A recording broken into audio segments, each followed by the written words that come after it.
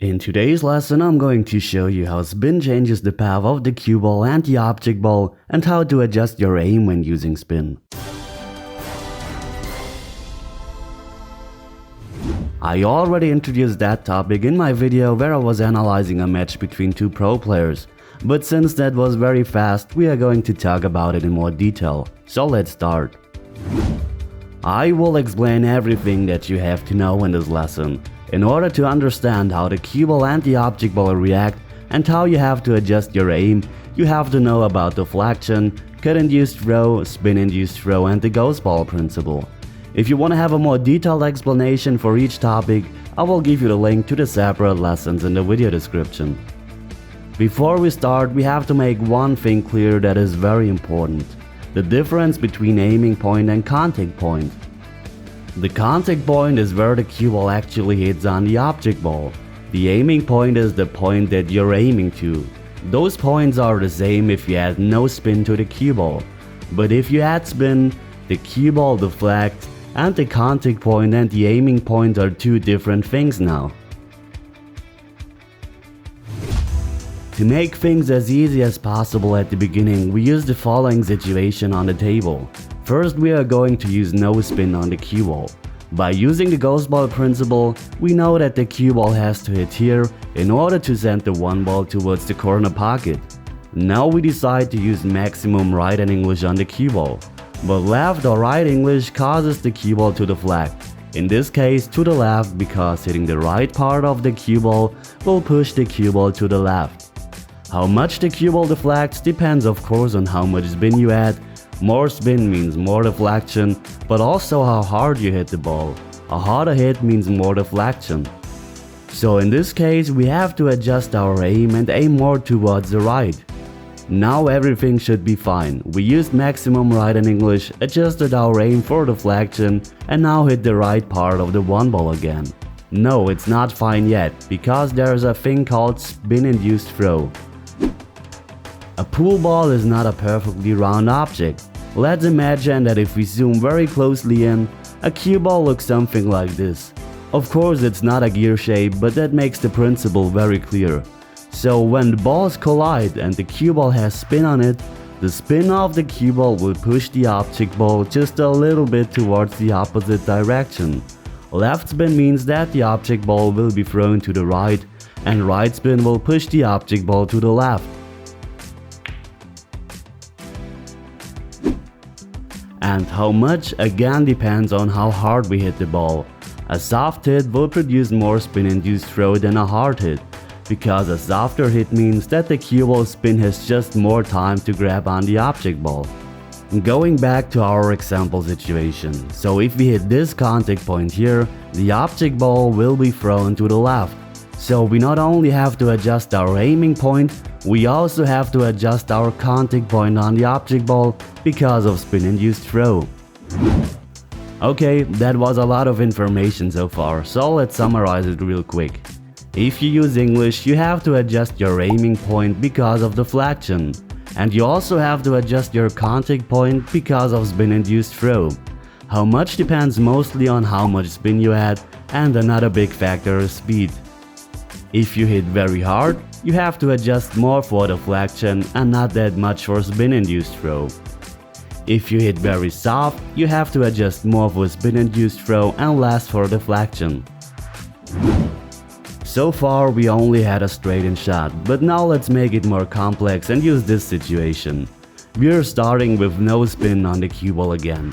The ghost ball, that means the contact point on the object ball, should now not change. Am I right? No, I'm not, because there is another thing that is called cut-induced throw. Cut-induced throw occurs if you cut a ball and is caused by friction.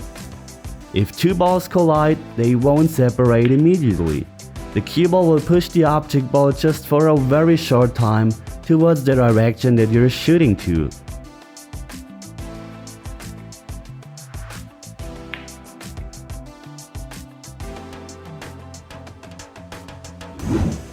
This again depends on speed. A harder hit will mean less cut-induced throw, and a softer hit will mean more cut-induced throw.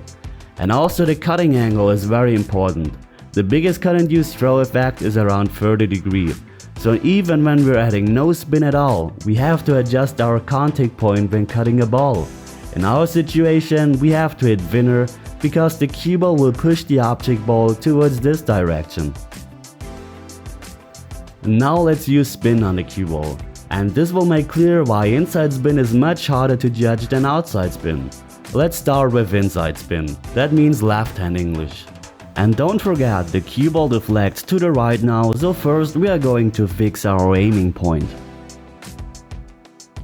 As we learned, inside spin will push the object ball to the right because of spin-induced throw. So we have a very difficult combination of cut-induced throw and spin-induced throw. So we have to adjust our contact point, and don't forget, we already had to adjust our aiming point because of the deflection. Now we use outside spin, this means right spin.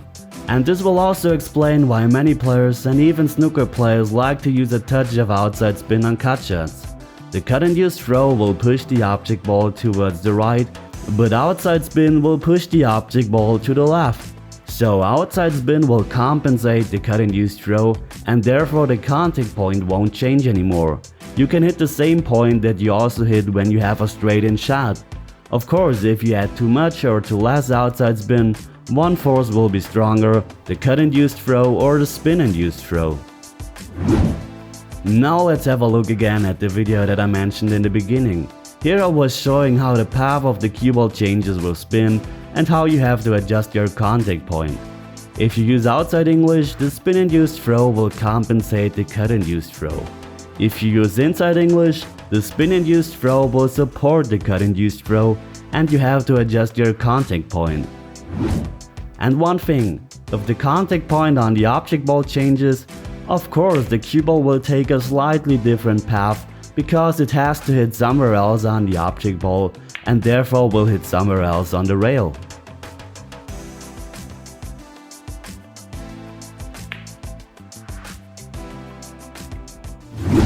You should know everything that will change your aiming point and contact point when shooting now. And if you're a beginner, I bet this sounded very complicated in the theory. And it really is.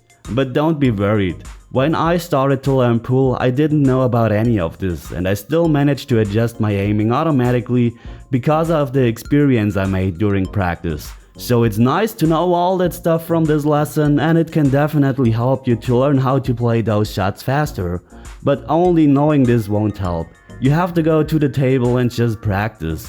In the beginning you might have to think about all of that, but the goal is that you don't have to think about it anymore and that your brain and your body will do the rest automatically. It's just a long process of trial and error. Well, that was a lot of information, I know, so if you have any questions, feel free to ask in the comments. And if you enjoyed this video, I would be really happy if you leave me a thumbs up or even share this video. Thanks for watching guys, and as always, see you at the next lesson. Take care.